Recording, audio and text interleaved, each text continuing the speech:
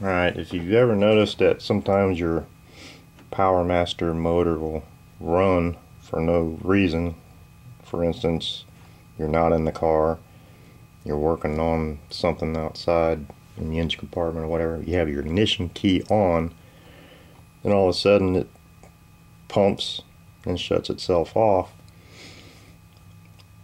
Or if you've never noticed that, a good test to do would be turn your ignition key on, and if it starts running, then that's fine.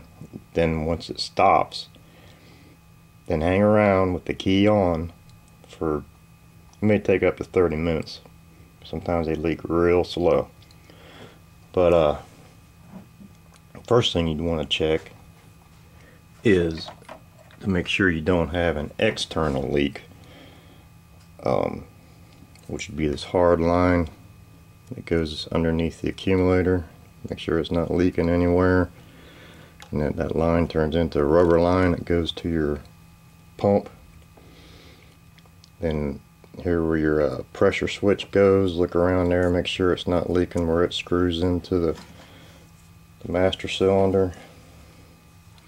This is a pressure switch here, spare one. It's got two O-rings. Can't see the one, but just see if it's leaking around there where it threads in, or if you pop the electrical connector off the top of the pressure switch and you see brake fluid in there, that's also an external leak and the switch would have to be replaced. Let's say you don't have any external leaks. There's no fluid leaking out externally, then there's a good chance that your check valve is bad. And what'll happen, this one's getting ready to kick on. This one does have a bad check valve, so I want to do a video of it. Once it gets down to 500 psi, the pump will kick on. I got my key on. If it doesn't do it here real quick, then I will manually bleed some fluid off the system to make it kick on. Okay, I'm not gonna wait for it to do it, but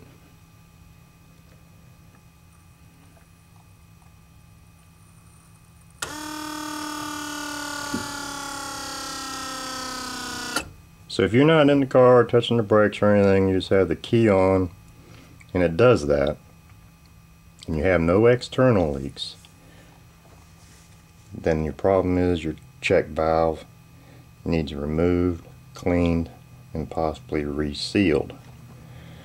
I plan on doing a video on that. However, what do I do with my thing? If you happen to run into this problem before I get the video up, do not can't find my stick. Don't try to remove that check valve with the Powermaster on the car. I highly recommend not doing that. But you don't need this gauge. But if you're, like I said, you got your ignition key on, and at some point within even an hour, they can slip leaks real slowly in an hour, and they'll make that pump kick on with the ignition switch on. And if it does that, like I said, you don't need the gauge. Get you some 1/4 inch nylon tubing. This isn't stuff like for fish tanks. It's stiffer. 1/4 inch vinyl tubing, and I'm trying to show you. See how it's tapered at the very end? Sand it, cut it, whatever, so it's tapered, because the hole you're going to stick this in is slightly smaller than a 1/4 inch. Inside this reservoir, you have a porthole towards the front, then you have one back here. Once it's built up pressure, let me build this thing back up a little more.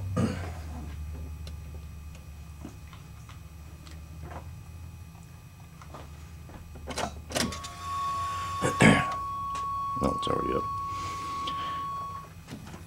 Take a small piece, 3 or 4 inches long, taper that one end like that. It's not looking like I want it to, but anyway, the front port, the hole that's closest to the front of the car, stick this in there until it's snug. And what you're going to look for is, if your check valve is bad, you're going to see the fluid rise all the way up and eventually spill out if the check valve is bad. If you don't have any external leaks, it's a real good chance your check valve's bad. So you just stick that in there.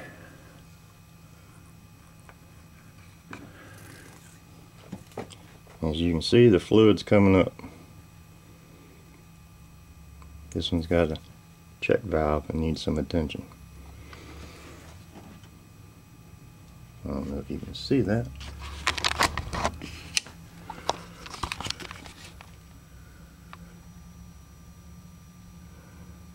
It's almost to the top.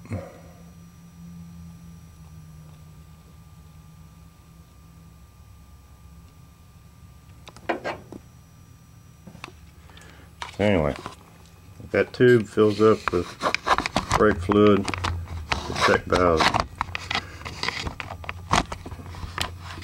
needs to be removed and replaced.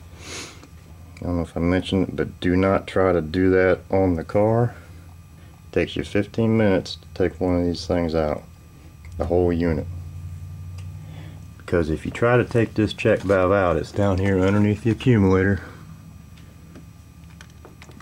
where your hard line from the pump goes in there. It's in there. And as you can see, there's a bunch of wires and hoses and stuff here. Inside, once you take that line off, inside there's this, one of the things that's part of your check valve is a little spring. And people that tried to remove these on the car, the spring comes flying out and you can't find it. Then you're done. So take 15 minutes, an hour. If it takes you an hour to take the whole unit out, you're much better off. And like I said, I hope to have a video showing how to do that. I'm not going to do it right now. But that's how you test to see if you have a bad check valve.